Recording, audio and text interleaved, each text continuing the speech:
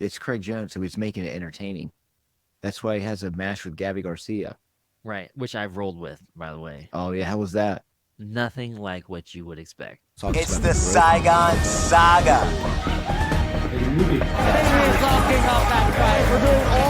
Subscribe right now.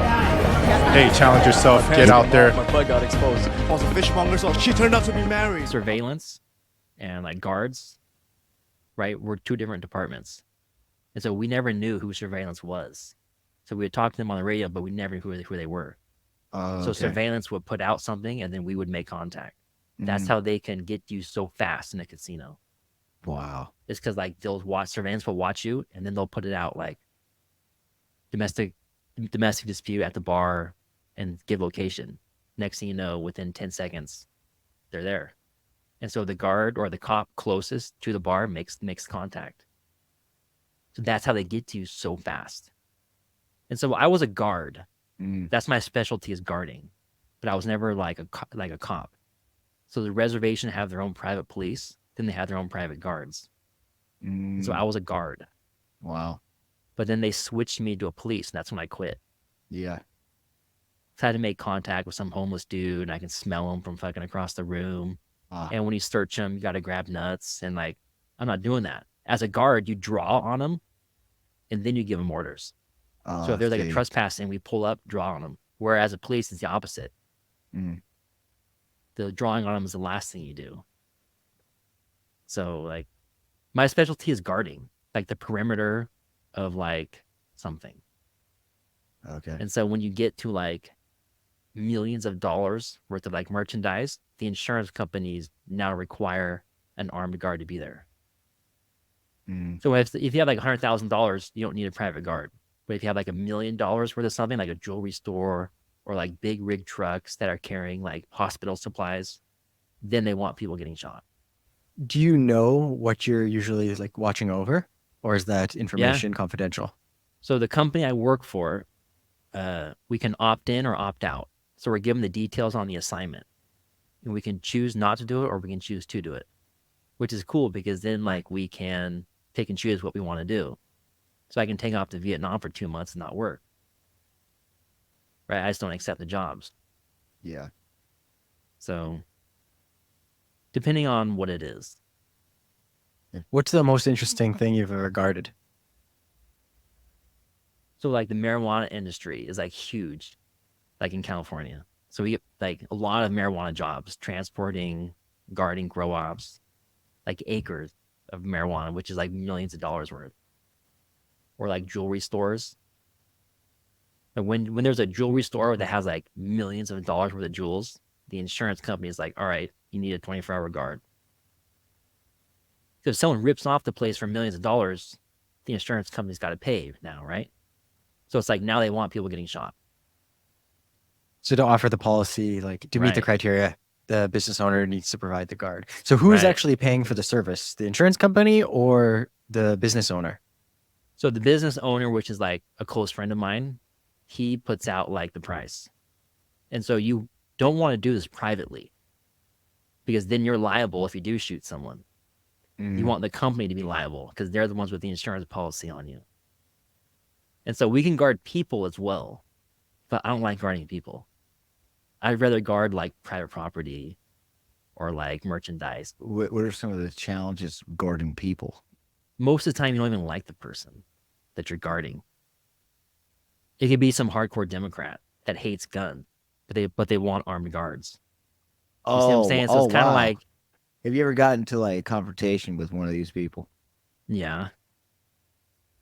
And you end up becoming their servant. Oh, hey, go make me some coffee. Oh, hey, go wash the car. Or hey, go do this. It's kind of like, so bodyguarding kind of sucks. But when it comes to like guarding high stakes property, merchandise type stuff, you're not in communication with anyone.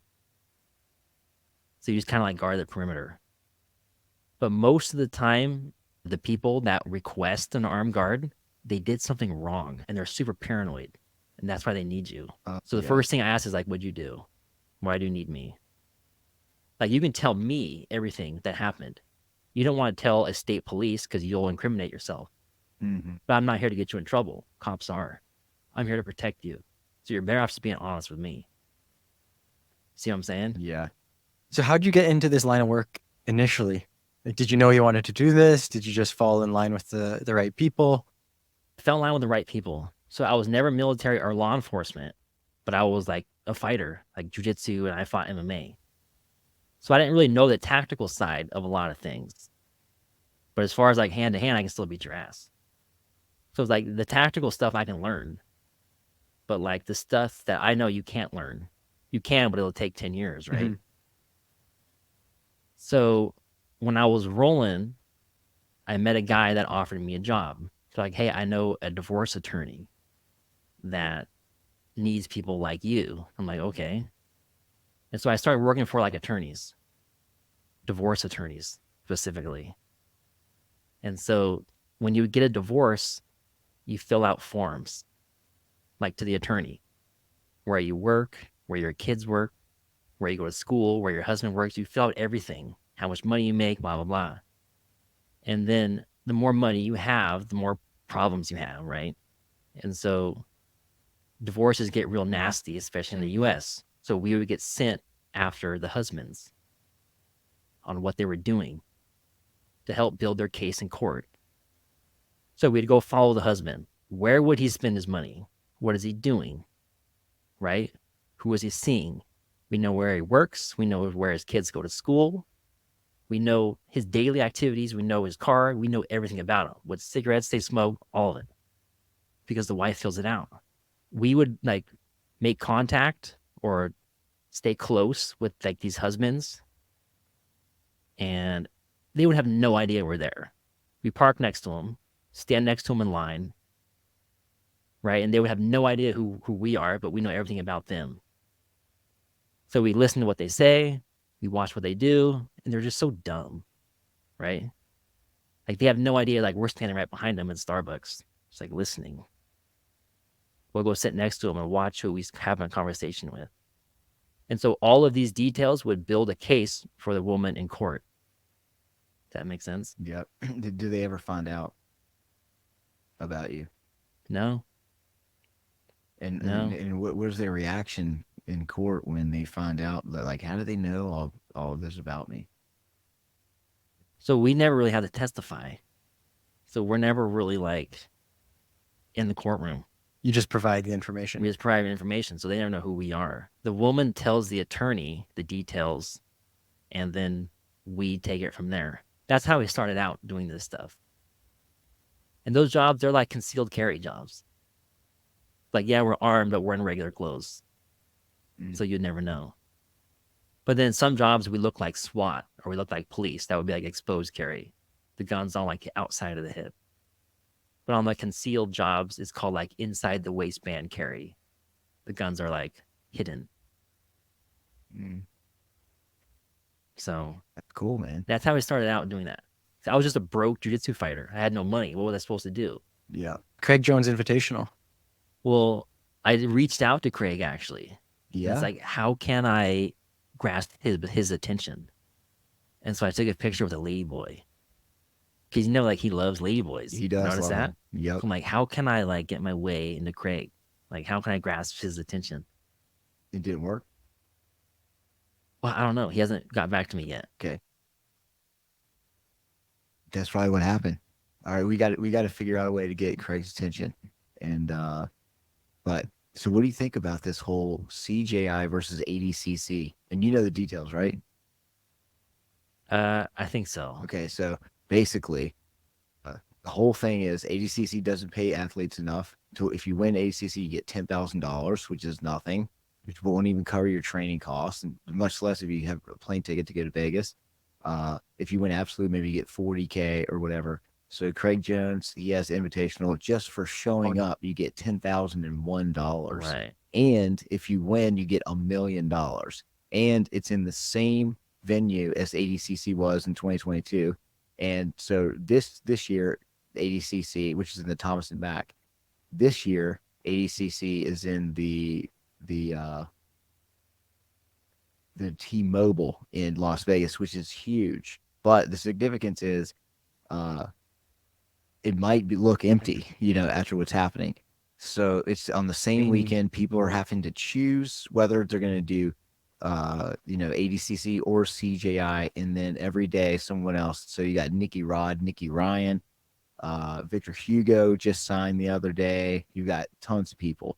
So this is huge for So you. these are guys who are previously signed up for ADCC, went through the trials, or have qualified somehow, and now they're leaving this tournament Exactly. to go compete right down the road. So they're saying, instead of competing at the Olympics of Jiu Jitsu, the Olympics of grappling, I'm going to go to this new tournament that Craig started a few weeks ago. So I have a chance at getting $10 million. And anyone who goes there gets more money than anyone than winning the whole ADCC. $1 more just to show up. Just to show up. Just to show up. I think it's great. I love it. Oh, I love it. Like I said before, jiu-jitsu fighters are broke. Yep. Yeah. And money talks. They're gonna go wherever the money's at. Mm-hmm. So martial arts is never about money, right? When someone opens up a gym, they do it out of passion. They do it because they love it. They're not trying to get rich. Mm-hmm. Sure, if you have 500 memberships, each paying a couple hundred a month, yeah, then you make money. But for the most part, it doesn't work out like that. Some people train for free or, different prices. Never works out like how it should on paper. And so these guys are always going to go where the money's at. So, yeah, if whoever's going to offer more money, do it. Yeah, he basically just got sponsors. He found people who care about the growth of jiu-jitsu and got them to donate $3 million to put this event on. And so now we can afford it. They can afford it. So and it's Craig Jones, so he's making it entertaining. That's why he has a match with Gabby Garcia. Right, which I've rolled with, by the way. Oh yeah, how was that? Nothing like what you would expect. Really? Right, yeah. Not strong at all. What? Like, not Are you good serious? at all. Like, no ability to scramble. Right? Can't move a certain way. I rolled with her in a gi, too. But, like, it's not what you would think at all. For a 250-pounder or whatever her weight is. But, like, you would be surprised, I think. Like, I remember actually going easy on her. Really? I remember I took her back at the end of the match. And it was kind of like just chilling. There were a bunch of people watching. There's cameras out, this and that. You never want to like light someone up. Yeah. Like when you roll with like the instructor or like a high profile person, there's kids around or there's cameras up watching, and there's like you don't want to just like light someone up. Yep. Cause like you have nothing to gain from it, right? Especially if like their kids are there watching. It's like you don't want to tap him out in front of his own kids, right? When there's no one else around, where it's like the second time you roll, then you can. But if it's like the first time and there's like people watching, it's like that's how I am anyway. You want to like let him off the hook because he knows you let him off the hook, right? Yeah. Did she know? Probably. And so my friend rolled with her right after, and he said the same thing. He took it easy on her as well. Right. But like she can't move. There's no like slick moving, or there's no dangerousness. What do you think is going to happen, Craig versus Gabby? Craig will win easily. Do you know what the money is for that match? Or is that just a sideshow? I think he's just doing that to get more views, honestly. Yeah. He would lose on purpose just to get more views. He doesn't give a fuck. Right. Well, you don't want to leave one of these events with a gold medal. Yeah. How are you going to be the that's second true. best?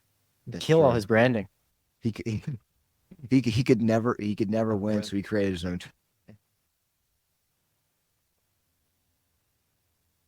I think it's great. But I do think it is interesting. In jiu-jitsu, we have a lot of introverts. We have a lot of people are reluctant to go outside and lobby for things and ask for things. And Craig's the opposite. He's an entertainer, and for that reason, he's making things happen. And I think in Vietnam we have an even more it's even like we have the Vietnamese and they're trying. It's very difficult for them to compete. You know, it costs a lot of money. And it's very difficult for them to leave Vietnam unless they get funding for it and things like that. How could we do something in Vietnam similar to CJI on a smaller scale to provide more opportunities for Vietnamese to compete, or maybe give us some small prize money uh, to these guys just to get more attention on the sport, more excitement.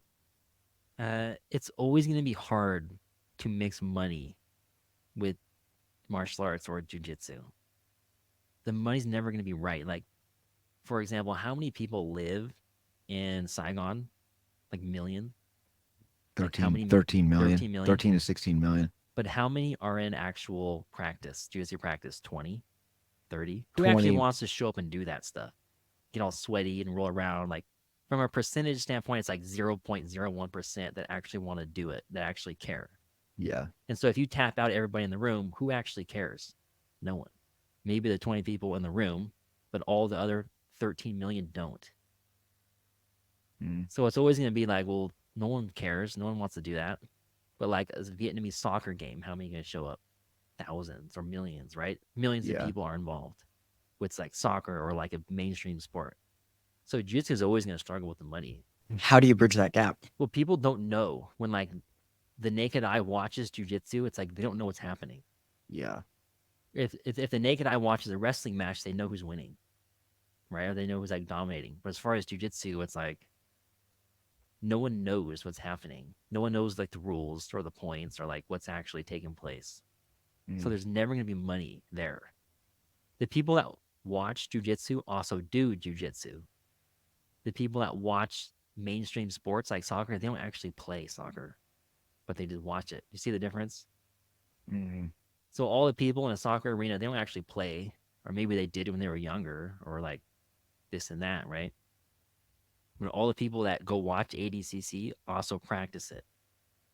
Yeah, that's true. So it's never going to be there. The money, the advertisement, or like, and so most jujitsu people like are cringe. Like just listen to them on a microphone. Like jiu-jitsu doesn't translate to anything else. Jiu-jitsu is its own breed. It's its own like universe. Like other sports translate into other stuff. Like gymnastics is great for everything, right? Even wrestling makes a great football player, right? Mm. They know a double leg takedown. They can do a tackle, or like they're mentally strong, or like this and that, right? But jujitsu can't do anything else. So like pure jujitsu is its own thing. Even the gi more so. Speaking of the gi, I know Zach is a proponent of gi training, recently competing in the gi. Well, I didn't train in the gi. I just competed in the gi. Would you recommend that Zach trains in the gi? I would. Zach, what do you have to say for yourself? I think first of all, I think the gi is destroying jiu-jitsu. And second of all, if I'd never put the gi on for the rest of my life, I'd be a happy man. And anytime I do put the gi on, it reminds me how much I love no gi. And that's the biggest value of the gi for me. The gi is way tougher. As far as level of difficulty, it's way harder. I agree with that. It's no gi is a lot easier in a sense as like you just need to know certain things. Yeah. The gi you have to know so much more. It takes so much more time. You just have so many more variables, you know, Right. like my belt is falling off, and When it comes to no gi, like comparatively, so no gi, there's natural advantages that matter. So the bigger, stronger guy has an advantage. The more athletic guy has the advantage when it comes to no gi, right? But when it comes to with a gi, we're all more equal. I don't know, man. But someone who's like smaller than you and has no skill at all, they can hold your sleeve and you can't get out.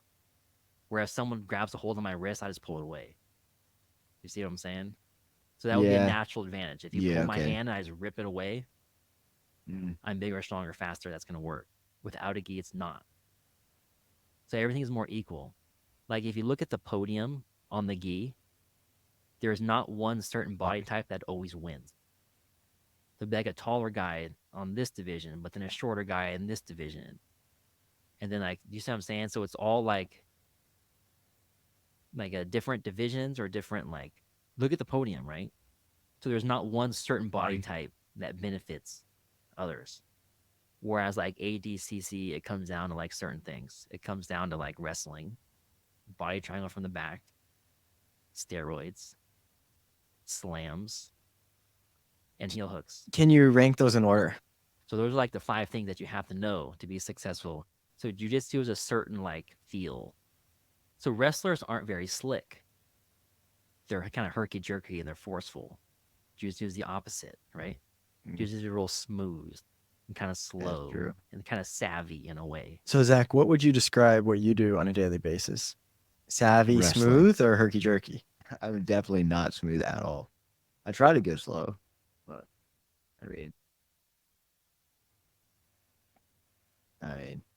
it's also like I think there's a lot also because in gi gyms there's a lot of more tradition, and those traditions are like now stripes matter, and now my student got his 3rd stripe from the gym across the street, and now so we don't like that gym, and it's like I just think there's more politics in gi jiu-jitsu than no gi jiu-jitsu.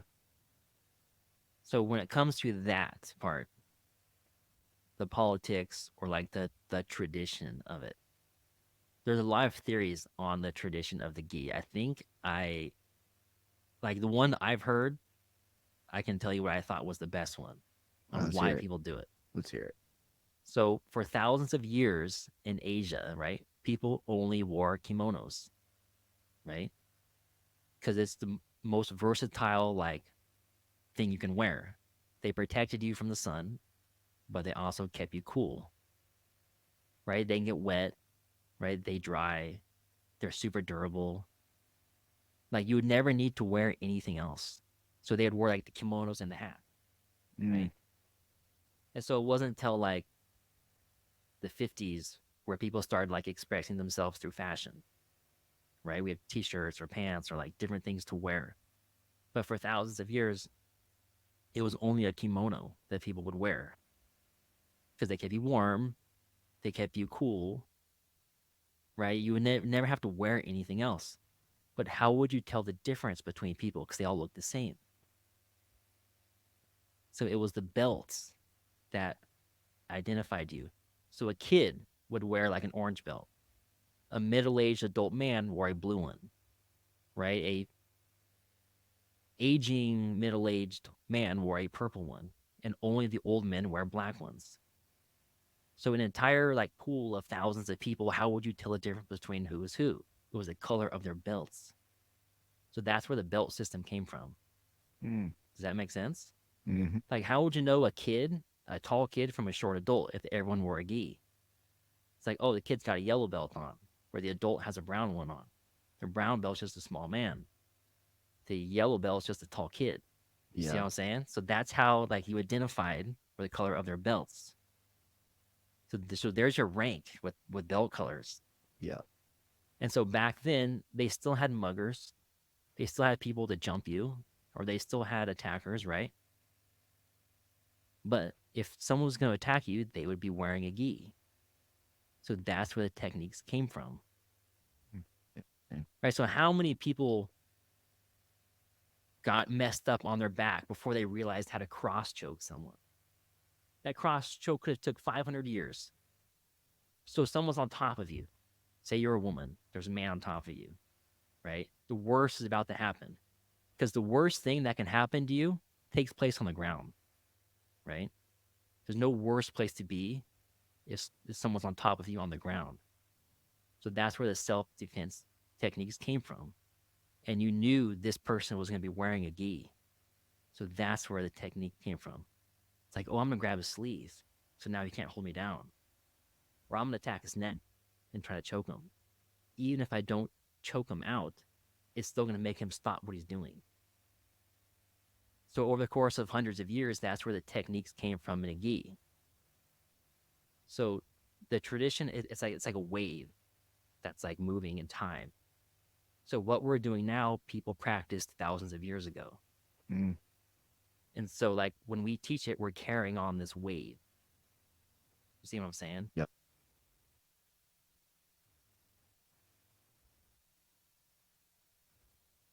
Yeah. Right. But we're 10 times better than what they were back then. So a modern day gi athlete grabs a hold of one of those kimonos back then and just rip in half. So what we should be doing is just trying to convince the rest of the population that doesn't train to alter their fashion trends so that like everyone is wearing kimono at all times. So that's the thing. People don't wear gis anymore. So why do we practice it?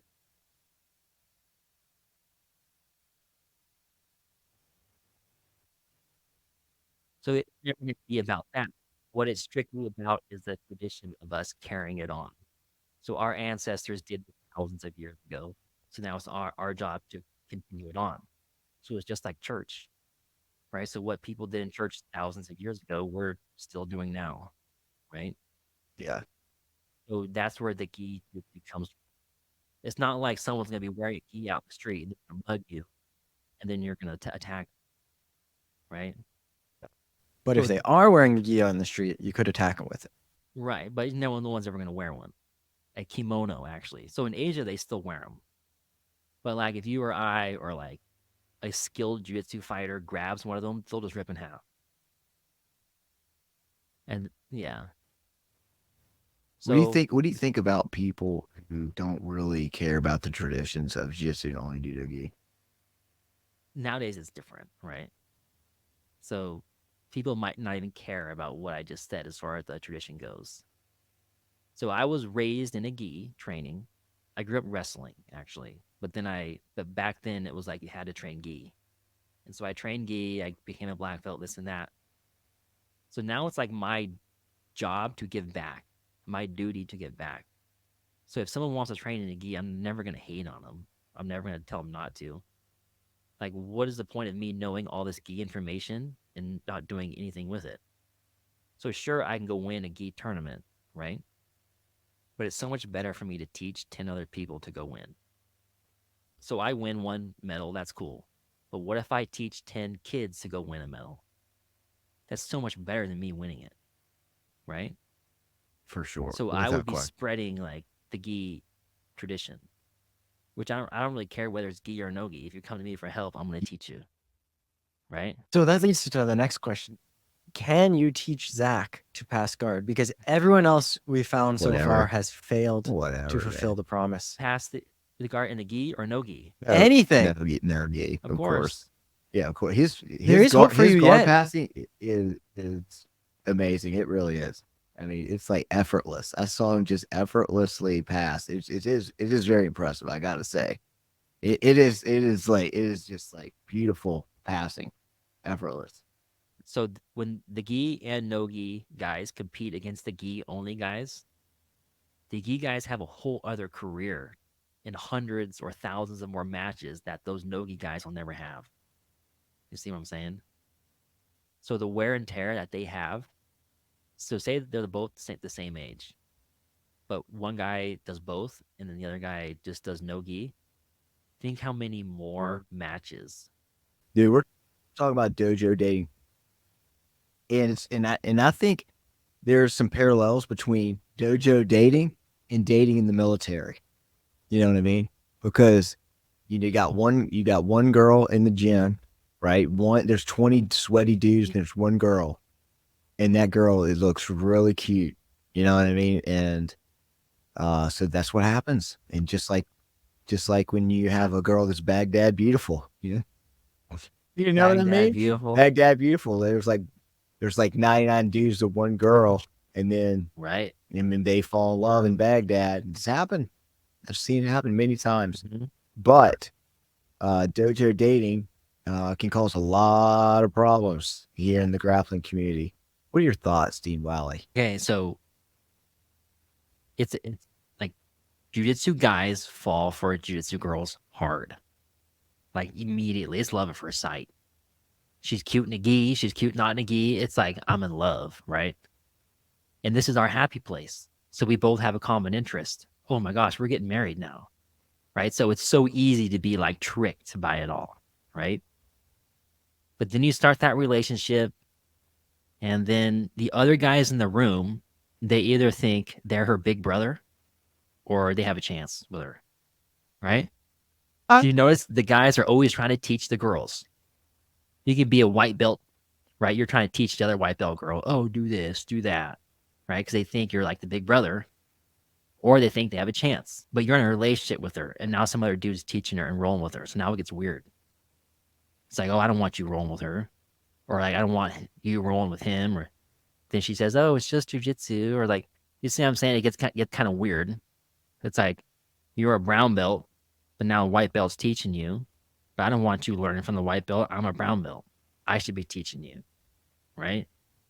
Or if you're like high level and she's low level, she always wants you to teach her, which takes away from your rolling.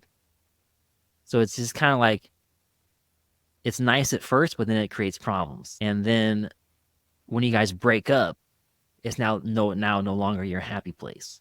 And then the owner of the gym or the instructor is kind of caught in the middle of it. And then he kind of has to pick a side, almost. And then it's better for him to just kick you both out. Yeah. Right? Because now it affects business. And now it's like, there's enough problems in gi jiu-jitsu gyms as it is. And then you add dojo dating on top of it. And the problems just compound. Right. You know? I'm still surprised that girls want to show up and do that. It's sweaty, it's dirty, and the guys are like animals. Yeah. Right. And so we Yep. just saw Tom Brady's wife get came up on by their instructor, right? What? Instructor came up on her.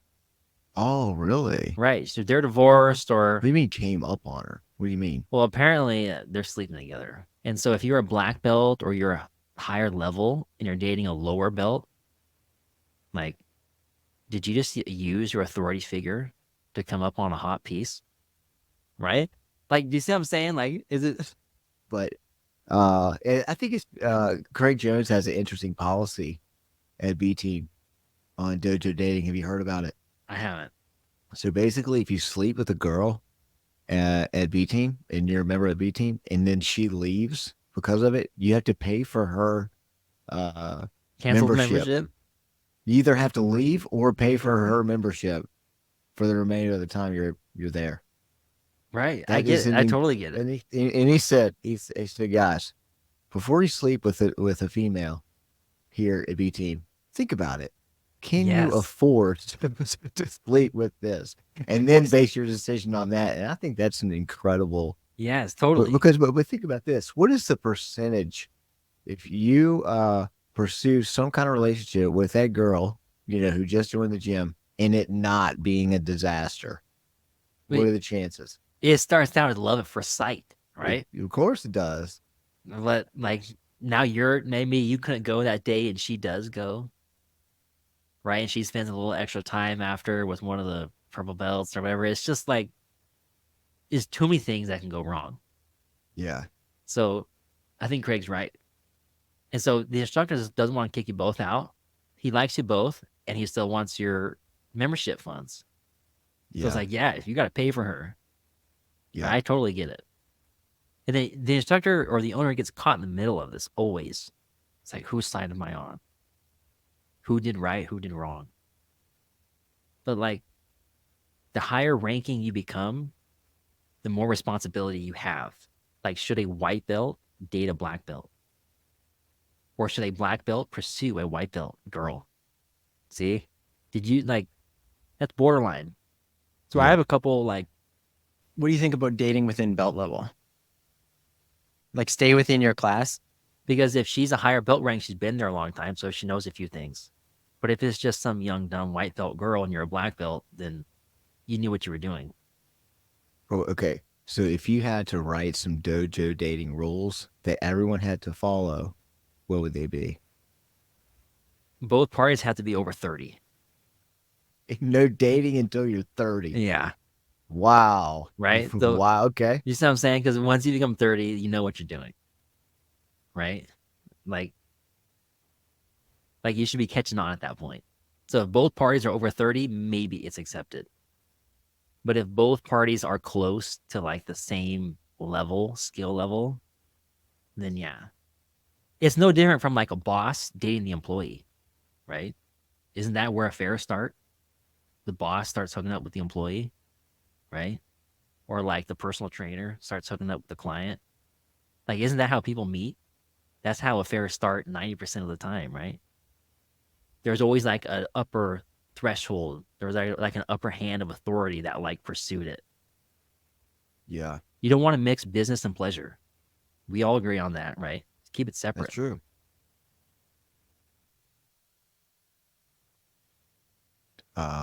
Maybe that's the only way I know how to make friends, you know. But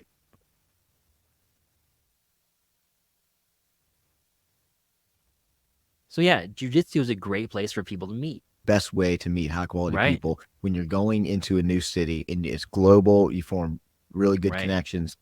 And on the flip side of the coin, this is also the reason why we have such like politics in jiu-jitsu, because like betrayal and abandonment. Right. And this gym doesn't like that gym because of maybe dojo dating, or maybe because of like all the reasons that we're all familiar with. So, which is interesting, right? But Is that a question? which is worse? Here's the question: which is worse, dojo dating or gi jiu-jitsu? Dojo dating for sure. So yeah, as far as jiu-jitsu goes, even more so if you're high level or a black belt, you can go anywhere in the world and you're accepted. Oh, he's a black belt, or oh, he does jiu-jitsu. You can go anywhere in the world, any gym, and you become friends right away. For sure. Any country you want, Mhm. you're accepted. Jiu-jitsu, the door is open for you. So that's one of the best things about jiu-jitsu, is that you can build relationships immediately and you're accepted no matter what. So if I'm going to a brand new country and I don't know anything or anyone, I just go to a jiu-jitsu school. I got friends right away. Yep. See? So that's where jiu-jitsu is really good. Do you want to talk a little bit about your experience coming here and getting involved in the jiu-jitsu community here? So I saw like Saigon Shark. Those guys down in District 2. Right? Those dudes are awesome. Those dudes are totally cool. And so I went to the open mat on Sunday. I didn't roll, but I just went and watched. And when I got there, there was a bunch of foreigners with experience. I'm like, what is this? Like, there's no local Vietnamese. Like, I thought it was going to be like a bunch of white belts just learning. But it was all foreigners with experience. I'm like, whoa. They was totally caught off guard by that. And so that's kind of like what I just mentioned. They're all from different continents, right? Everyone's from different places. So I'd never know anyone from these places. I don't know anyone from, some of these countries. But it's like, oh, it's jiu-jitsu that brought us together. It's the Saigon Saga. Like a movie.